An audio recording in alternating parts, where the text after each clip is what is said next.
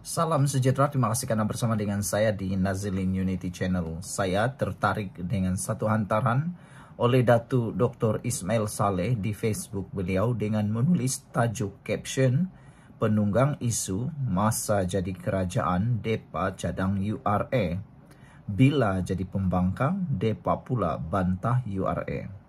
Ini semua berkait dengan RUU untuk URA, itu pembangunan semula bandar. Apa sebenarnya rahsia di sebalik RUU ini? Akhirnya satu tulisan menarik perhatian saya yang ditulis oleh Alif Jamil. Beliau mengungsikan apa sebenarnya yang berlaku dalam RUU pekerja gig dan RUU untuk URA tersebut. Ramai mungkin tak tahu langsung tentang RUU ini. Jadi itu sebabnya petang ini saya juga terpanggil untuk membacakan tulisan Alif Jamil ini kepada Anda semua. Beliau kata dia rasa terpanggil untuk jelaskan supaya anak-anak muda tidak terpengaruh dan tidak tertipu dengan orang-orang yang cuba meneguk di air keruh atau mengambil kesempatan tentang perkara ini. Pertama, rang undang-undang pekerja gig. RUU ini secara khusus memberi pengiktirafan undang-undang kepada pekerja gig yang menjadi salah satu sektor yang majoritinya diisi oleh anak muda. Fasal-fasal yang sebenarnya yang disenaraikan dalam RUU ini memberi perlindungan asas yang selama ini dinafikan. Antaranya, yang pertama, hak kontrak bertulis pasal 89. Pasal ini memastikan pekerja tidak lagi dipermainkan syarikat dengan syarat yang berat sebelah. Wow, rupa-rupanya RUU gig ini adalah RUU yang sangat bagus. Tapi bayangkanlah ada sebilangan orang yang dipengaruhi, ditabur racun pemikirannya, sehingga mereka percaya kononnya RUU ini tidak bagus. Rupa-rupanya pasal-pasal dalam RUU pekerja gig ini adalah sangat baik. Jadi sebelum itu sila tinggalkan komen Anda dengan tanda pagar kami benci penipu. Tapi sebelum itu izinkan saya promosikan kepada Anda dahulu. Ini terapi imun Transfer Factor for Life. Terapi imun yang meningkatkan daya imun badan kita sehingga 400%. Secara umum dan ringkasnya, apabila imun badan kita jadi lemah, apabila imun badan kita jadi bodoh, apabila imun badan kita tidak bertindak lagi dengan kuat, kita kena penyakit dan sukar sembuh daripada pelbagai jenis penyakit. Jadi, dengan adanya terapi imun yang bertindak hebat ini, mengajar dan mendidik imun badan kita jadi bijaksana serta menjadi seimbang, imun badan kita akan dapat mengenal mana satu lawan, mana satu kawan dalam tubuh badan kita. Apabila imun badan kita diajar untuk jadi kuat dan menjadi bijaksana, ia akan dapat menghapuskan semua akar penyakit yang ada dalam tubuh badan kita. Itulah imun badan yang hebat. Dapatkan produk yang hebat ini melalui nomor telepon yang saya yang tertera. Produk ini lulus KKM, diperakui oleh dokter-dokter di seluruh dunia, lulus KKM halal, dan merupakan penemuan paling bersejarah dalam dunia kedokteran abad ini. Saudara, mungkin ini ialah jawaban kepada doa Anda selama ini. Saudara-saudara sekalian, dalam pasal 9 dan 12 RUU gig ini pula, menulis tentang larangan diskriminasi dan pemecatan sewenang-wenangnya oleh majikan. Dalam pasal 11 hingga 13 pula, bercakap tentang hak caruman sosial, perlindungan kesehatan dan potongan gaji yang teratur. Jadi secara keseluruhannya, RUU pekerja gig ini adalah untuk melindung dan menjaga jutaan anak muda bekerja dalam industri gig yang hidup tanpa jaminan.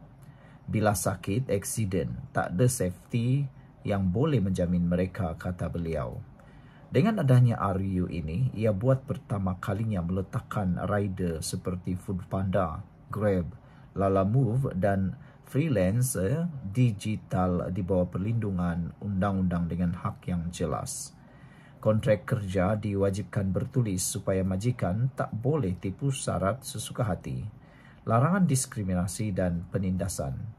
Hak caruman sosial dan perlindungan kesehatan juga berlaku jika berlaku kemalangan. hak cuti dan pendapatan terjamin serta potongan gaji yang telus dan teratur. Apa yang berlaku selama ini ialah pekerja gig terbiar tanpa jaminan. RUU ini menjadi payung undang-undang yang sah untuk melindungi generasi muda dari terus diperah tanpa perlindungan. Jadi sekarang yang keduanya adalah RUU Urban Renewal Authority atau URA. Fokus utama RUU ini ialah struktur pentadbiran bagi pembangunan semula bandar melalui jawatan kuasa eksekutif Persekutuan dan Negeri. Pasal 5 hingga 15. Apa maksudnya? Kawasan bandar lama, projek terbengkalai dan penempatan usang akan diurus secara sistematik. Kedua, pembaharuan bandar akan membuka ruang kepada pekerjaan baru dalam sektor pembinaan moden, teknologi hijau, dan perkhidmatan awam. Ketiga, anak muda di bandar bakal menikmati persekitaran yang lebih selesa, selamat, dan teratur. Ini realiti pentadbiran moden yang diamalkan di negara maju untuk memastikan bandar tidak terbengkalai dan rakyat, khususnya generasi muda, mendapat ruang hidup yang lebih berkualiti. Siapa sebenarnya yang untung? Pertama, rakyat terutama anak muda yang hidup di bandar dan komuniti setinggan dapat rumah dan penempatan di bandar yang jauh lebih baik. Kedua, pekerja sektor pembinaan moden dan teknologi hijau akan dapat peluang pekerjaan yang baru. Dan ketiga, pelabur dan ekonomi tempatan dengan projek terbengkalai dihidupkan semula. Keempat pula ialah saudara-saudara sekalian, kerajaan negeri dan PBT dengan kuasa jelas urus pembangunan semula. Siapa pula yang rugi? Yang rugi adalah pemaju rakus dan spekulator tanah yang selama ini biar projek terbengkalai demi untung cepat.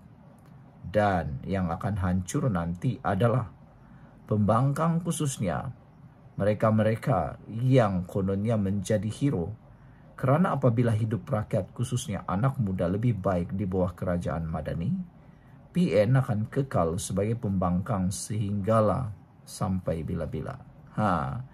Ini semua timbul apabila Wan Faisal di dalam kirimannya di Facebook menulis tentang RUU ini. Wan Faisal kata, rang undang-undang RUU yang ditaja oleh dua menteri DAP ini akan menghancurkan masa depan anak muda kita, kata Wan Faisal. Perikatan Nasional akan tentang habis-habisan. Bak kata Ketua YB Kota Baru, kita berjuang kalau sampai kena gantung 6 bulan pun gantunglah, katanya. Wow. Tapi akhirnya apa yang jadi? Kamu carilah sendiri. Sekian untuk kali ini. Jangan lupa tinggalkan komen Anda. Bye-bye.